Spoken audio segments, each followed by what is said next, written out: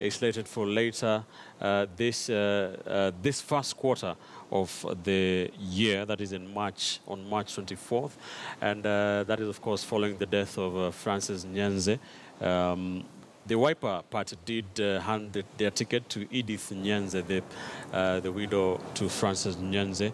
Jubilee Party, in a very interesting development, withdrawing candidates from that by-election, saying they will be supporting Edith Nyanze on that ticket. Maluki Kitui, who lost to Edith Nyanze, of course, saying he will support Edith Nyanze in that by-election. It is not clear what is happening with other candidates from other parties, and of course, independent candidates. We understand there are quite a number of them. Kalonzo Musyoka yesterday did indicate that it is possible that Edith Nyanze could be unopposed in this election. Mutinda, I don't know what is your take on this. Jubilee has decided it will not be fielding a candidate. Yeah, that is not much of a surprise, considering that is a territory that is mostly Wiper. Well, but Jubilee has 2 MPs from Kitui County. Yeah, but again, you see, the late MP was not a very hostile Wiper member when it comes to relating to Jubilee. There are instances that he actually made public sentiments that appeared to be very supportive of Jubilee. Probably that led Jubilee Party to have a soft spot, although I don't know actually what the facts are. But it is clear from the statements that the late Nyanze was making, even towards the last election, that he did not have big issues to do with Jubilee. So probably they are returning a hand, the favor, they are returning the favor that, now that the late husband to Edith was not very hostile to us, we probably can as well just let her win the seat. I think that's where they are coming from. But the issue of the one that you mentioned, that the Wiper Party leader indicated that she might go unopposed. I remember there was a Ford Kenya candidate who I think came second to Nyanze, and Kalonzo was trying to appeal to other partner parties within the NASA coalition to let Nyanze go in unopposed. And I want to pick it from there, because now when we talk about electoral justice, some of these things are the ones that send mixed signals, because electoral justice is not just about the presidential race, because ordinarily, if there are people who are ODM members or who are Ford Kenya members or even ANC members in that particular constituency and who would want to contest, then it would be an injustice for them to be prevailed upon by their parties to let Edith go unopposed. So I think if there is anybody who wants to vie, now that Jubilee is clear that they don't want, then it should be upon the respective candidates to make that decision. But it would be very wrong, it would be an injustice for the parties just to deny them a chance because Wiper has made such an appeal. Those are the kind of electoral injustices that we want to deal with. It is not just about the presidential level, it is about the right of the people to choose. So if ODM or Ford Kenya or ANC or any of the other NASA affiliate parties have a candidate who's expressed interest in that particular seat, then they should be let to contest, and the people of Kitui will decide. Anyway, even in Wiper itself, there were 2 contestants and 1 won. So I don't see why anybody should be worried about any other person coming if they are sure that the Wiper candidate is as the support of the majority of the people. All right. Hesbon, what is your take on this issue? Well, I think, Jubilee was probably left without any choice. The 2 prominent names that you would think of clinching that seat were actually gunning for the Wiper ticket, the Kitili Mwendwa family and the Nyanze family. And, they've been, having this antagonism and competition for some time. I remember towards the run-up to the election in 1997, I think, the former president, Daniel Toroitich Arap Moi, was actually prevailing upon Honorable Nyiva Mwendwa not to contest against Francis Nyanze. And so whatever Jubilee was going to do, they were either going to support Edith if Edith was going to go with them, or to support Maluki if Maluki was going to go with them. But the 2 decided to look for the Wiper ticket, and it leaves Jubilee with no room. Whoever they were going to think of would have probably fallen by the wayside very early in the morning. But then it tells you of our politics, which is local in nature, that Jubilee does not have a problem with somebody who wins a local elective post if that person can easily, work with the Jubilee government. And just like Mutinda said, I mean, Honorable Francis Nyenze was very receptive to the Jubilee political party. Even during the presidential campaign, he didn't come out openly to support his presidential candidate, the Right Honorable Raila Odinga, but he was very friendly to the Jubilee party and President Uhuru Kenyatta and his deputy, William Ruto. And to say the least, we've seen what Jubilee has done. Jubilee has actually embraced a number of MPs who are contesting in areas that were anti-Jubilee, but then they favored a few candidates who they knew after getting to parliament, because all they need, again, is numbers in parliament. They would work with those candidates. So in a way, I want to believe that Edith Nyenze would continue with what the husband was doing, that she would be very receptive to the Jubilee ideas, the Jubilee way of doing things, and throwing the weight behind Edith is basically trying to preempt what they can do after that. They've done that with Richard Mumoima Onyonka, and I think they would easily do the same with Edith. Bai was said to be the Jubilee candidate. We understand, our sources telling us, now Kenya has a candidate in Kitui West, Robert Mutiso Leli. Interesting development there. Let's listen to what Kalonzo Musyoka had to say. Jumping in to say they also support you. We welcome their support, but I think we didn't need it really. Because it's a wiper seat, okay? Because we don't want people to think there's a secret deal between Jubilee and the wiper in the case of Kitui West.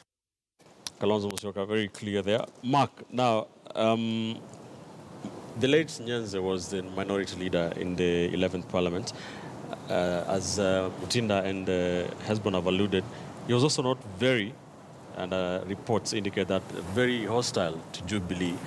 There are other allegations linking Edith Nyenze to Jubilee, and she has had to fight a story that was doing rounds in Kitui, that he was taken to State House by David Musila for President Uhuru Kenyatta to condole with her.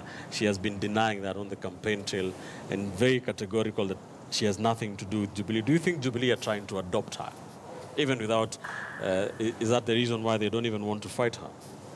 The adversarial nature by which we take Kenyan politics is frankly hilarious to me. Let me tell Kenyans, politicians are not enemies, okay? In fact, not only Mrs. Nyenze, I predict that in a few short days or months, Raila Odinga will be having coffee with Uhuru Kenyatta, and they'll have very private conversations and smile. This adversarial nature that we imagine exists only exists for us who are struggling for pennies when politicians are making pounds. Let's not lie to each other. Number two, let's start where Kalonzo Musyoka started. He said Jubilee has decided to support our candidate. Number one, that tells you that even at the top, when they say that Jubilee is our enemy and we're going to be sworn in and all these things, they know full well that there is a degree of cooperation that is possible on either side. The second issue is when you talk about Mrs. Nyenze being comfortable with Jubilee, let me ask a question. When we sit here in this panel and we are all in different parties, aren't we friends? Difference of opinion does not necessarily mean difference in relationship and in friendship. And this is the kind of maturity that the nation needs to have. That you can be in NASA and Jubilee supports you, and you can be in Jubilee and NASA supports you. That's where we need to get to, because at the end of the day, we are both fighting for what is best for every Kenyan. NASA does not exist ideologically for what is bad for Kenya, and neither does Jubilee exist for what is bad for Kenya. So we all agree that we want a good Kenya. So if we can agree, what's the problem? If she's met the president, why not? If she's met the president of Tanzania, why not? The point of the matter is this, that there are no permanent enemies in politics and there are no permanent friendships in politics. At the end of the day, politicians are friends. It's only us who throw stones at the bottom. It's only about interests. Yes. Dismas, what is your take on this, very quickly? Now, Ben, the Jubilee as a political party has got a very solid countrywide network. a very good intelligence system. And I can easily bet my head that they got feedback from Kitui that if they field a candidate, they were going to get a beating. Politics is about competition. It's about the numbers you have at the National Assembly and at the Senate. If Jubilee had presented a candidate in Kitui and the candidate beats the Wiper candidate, then they will break into a dance and a song. It will be merrymaking for the next 5 years. So this idea that we are being told that adversarial politics, that at some stage NASA will support Jubilee and the converse is the case, that doesn't work. I mean, if you know you're going to lose, why would you want to send in a candidate? Assuming there's going to be a by-election in Kiambu, NASA knows for a fact, even if they field the best candidate in the world, the candidate is going to get a beating. So it will be very interesting if you get Magaya sending a message saying that we're going to support Jubilee in Kiambu because we want our politics to mature. That really doesn't make sense. But more worrying is the clip that you played a few minutes ago about the troubles in Muranga, which are related to our political space. It's very disturbing that the governor for Muranga, Wairia, is not able to offer leadership to his county, where you have all managing director and a county CEC fighting over issues that do not benefit Wanjiko in that part of the county. It's unacceptable. A few days ago, we had Jubilee MCAs beating each other in the streets, and they were supposed to be punished. I don't know whether they've been locked into some cell because of assault. And one expects that the Jubilee leadership is going to punish those people. I took the liberty of going through the Auditor General's report. The last report, 2015-2016, is an adverse opinion on the management of the books by the Muranga County. So one would have expected that Wairia and these MCAs would be focusing on those adverse opinions and trying to remedy. But allowing Wairia to send a CEC to go and lock out a managing director of the water services company is unacceptable. And I'm hoping that Tuju is going to take serious decisions on that. Thank you. You couldn't let that go, could you? No, I couldn't, because you see, I'm a stakeholder in the water sector. All right, great. All right, very quickly, in about 10 minutes, let's talk about what's happening in Jubilee. There seems to be a row in the parliamentary group. There was a parliamentary group meeting at State House, Nairobi, earlier last week, where now the fate of the 4 able MPs who defied the Jubilee Party on sharing of the parliamentary committee position is now in the hands of the members. The House committee members wrote to the National Assembly clerk saying they have no confidence in the 4. Of course, this include the Nandi Hills MP Alfred Keter, his Moiben counterpart Silas Tiren, Embakasi North MP James Gakuya, and Marakwet East MP Bowen Kangogo. This has been brewing. Let's listen to some of the things that have been said about this whole saga. It was global. So with a very big data set and some of the best ocean modelers, we then made the first estimate. Hiyo itaonekana sisi tumekuwa kama tunataka kila kitu. Nyinyi mnajua Jubilee ilisunga Kenya msema ikisema tuko pamoja, tunataka tukue pamoja. Tutahakikisha kwamba tumegawa fiketi across the country. Mimi nataka niseme ya kwamba makosa hiyo imepatikana na sisi tuko na chama 100%. Tunataka watu waruhusu demokrasia ya kindani kwa vyama na kuruhusu watu wafanye kazi zao vile wanaelewa. Mambo ya kustua watu mpaka unakuta sasa wanajaribu kukataa vitu ya uwazi na kusema ati vichwa yao kuwa mzuri. Sasa mbona walijua huyu anakuwa second term na yule mwingine ambaye alikataa alikuwa first term? Kila mahali lazima kuwe na shida kidogo kidogo. Hiyo tutaita hawa kawana wasee na tusikisane na tujue vile tutatengeneza. Hiyo ni nyumba yetu, ni makosa kidogo kidogo hatuwezi kuweka kwa national. Na wakati huu, na nimeomba tena, hatutaki hiyo maneno fitina dogo dogo. Hiyo tutasuluhisha. Hiyo ni vijana wetu, ni watoto wetu, ni viongozi wetu. Tutaitana, tutakaa pamoja na hawa tuelewane na hiyo maneno itakwisha. When they were electing the chairs, they were all members were all of an sound mind, or rather they were not in their right senses. When they were electing the vice chairs and in the 3 committees, they were in their senses. So I don't know how that was mentioned, how that was determined. It's also very interesting because I think that's a mystery. Because unless we have a medical facility or unit in Parliament that maybe some of us don't know. It's totally a new thread in this particular house. And it's a thread where personally I do think and believe in totality that is demeaning and killing the democracy. and independence of National Assembly. And it is an act whereby we are going to give executive a space to molest, to bully, and to intimidate the members of the House. And this totally will result into even not able for the National Assembly to do oversight work. Parliament have been summoned to State House. They were given directions and orders to sign letters purporting that they were not in their right senses when they were voting us. Because it is very unfortunate that members of Parliament can be intimidated by the executive. However, Majority Whip in the National Assembly, Benjamin Washali, defended State House. And this is not about twisting. All right, just some of the sound bites coming from that developing story inside Jubilee. This must very quickly, there are two issues. The issue of sharing out those parliamentary committee leadership positions, and the issue that these 4 MPs basically are saying that the executive is meddling in the affairs of Parliament. You know, in principle, the executive is not supposed to direct Parliament on how to do business. That's the best practice across the world. But when you look at the Jubilee Parliamentary Group, the members agreed in principle that because the members from 2 communities are predominantly, they've got the big numbers, they wanted to share those positions across the nation. And in my view, that's something which is commendable, that you must give Jubilee a pat on the back for doing as much. It means, as a political party, when you agree on a position, whether the meeting is held at State House or at Gikomba, if the political party has agreed on a position, when you go to the National Assembly, that's what you must do. So for these MPs who are being described as rebels, they've gone against the party wishes. I suspect they attended those meetings at State House, and if they had issue, it's at that stage they should have looked at President Kenyatta in the eye and say, Mr. President, I'm not going to do this. But they accepted.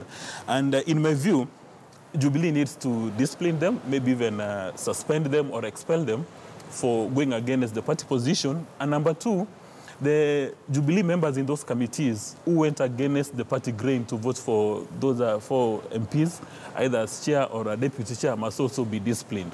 As a nation, we need to start growing political party discipline. That when you agree this is the way you are going to run, anybody who disputes that at that particular moment, you raise your finger, you tell the head of the political party, I don't like this. Right. You don't need to get out of a State House and you start calling news conferences, left, right, and center, insulting your colleagues, suggesting that they've got mental issues. Yet in the first place, you're in State House when you agreed on how you're supposed to do this. Right. And if you're up with the Jubilee, go to NASA or run as an independent. But when Kangogo has threatened to quit the Jubilee Party, he should do that. Mark, can these MPs complain of these efforts to de-whip them? You know, one of the things that Dismas has said, and I am glad to agree with him, is as a nation, we need to build strong political parties. And I remember I wrote an article about this sometime last year when I said that one of the reasons why CCM in Tanzania or ANC in South Africa is able to select a John Pombe Magufuli, a relative unknown, and elevate him to the status of president is because these are strong institutionalized political parties. What we've had in this country is political parties that exist for the purpose of one election and mostly fizzle out after that. Now, how do you hold together a political party? You hold together a political party by ensuring your members of parliament and your MCAs are going in the same direction as what is intended in the party's manifesto. And I'll give you a very practical example. If you're going to implement Uhuru Kenyatta's Big Four, you need a parliament and MCAs and governors who are willing to work with Uhuru Kenyatta to deliver that. If they are going to rebel and do their own thing, then what happens is you're not able to deliver on your executive agenda. That being said, it is very critical to separate the issue. Just because the meeting happened at State House, it does not make it an executive meeting. It is still a party meeting because it was a Jubilee parliamentary group meeting. Right. And in any party structure, these parliamentary groups have the right to meet and discuss with the executive in terms of how do they want to move things forward. All right. And that's how political parties work. So the reaction from these other MPs is not correct, because what should happen is they should pursue the same party mechanisms to have their opinions aired. All right. Hesbon? I think if MPs voted on the basis of not being in the right senses of mind, then they should be, their position should be declared vacant, because if you are senile, then you should not be in parliament. And that is unfortunate that it is coming to the public domain and they're saying we're not in the right frame of mind. But there are a number of issues that emerge here. I agree with Dismas that when a party has an agreement and you're party to that agreement, then it is unethical, and an affront on your integrity as a person to go against that. Now, to that extent, I think these 4 MPs, are basically shooting themselves in the foot. They're exposing themselves and they're bringing the party into dispute, which is not right. But then secondly, if a party agreed on how they are going to elect their members in the committees in parliament, and the same members who agreed voted out of their own volition for the people they were not supposed to vote for, then it sends a clear message that they were not party to the agreement that they had as a party, and they were forced, that agreement was forced on them. And I think Jubilee should address that. How do you agree on something, and then we have our members turn back on us? But for young parliamentarians like these ones, I think it is important. Most of these parliamentarians, especially Alfred Keter, even if he had gone as an independent, he would have won.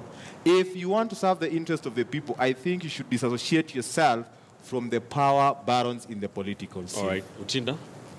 The final say on this? Yes, I want to support the sentiments, the closing sentiments about from my brother Esbon here, because you have a choice to either vie as an independent or using a political party. And political parties have their own agendas, and when they field candidates, they are hoping that at the end of the day, it is those numbers that are going to help them push their agendas through. So it is quite dishonest for you to use a political party to get elected and then want to excuse yourself from collective, the collective responsibility as a party member. Because, you see, at the end of the day, we have serious issues of inclusivity in this country. It is not only, actually, it's just that this time it is happening in Jubilee. You remember the other time it was happening in NASA, and even the party leaders had to come in and try to harmonize. I believe those efforts are still ongoing. And whatever Jubilee is doing is well-intentioned, that if we just look at it from the angle of numbers,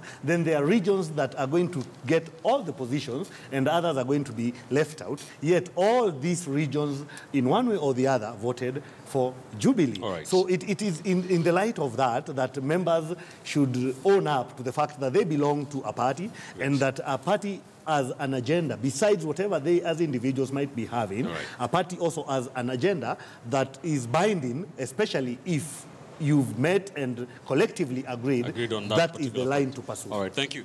Let's take another quick commercial break here on Sunday edition. Let's come back one more time for another 20 minutes. When we return, I have a new segment I'm calling My Crystal Ball, where we shall be taking the biggest political and governance issue and dissecting it and trying to predict what will happen, most probably in the next 1 week. I'm going to for that up next.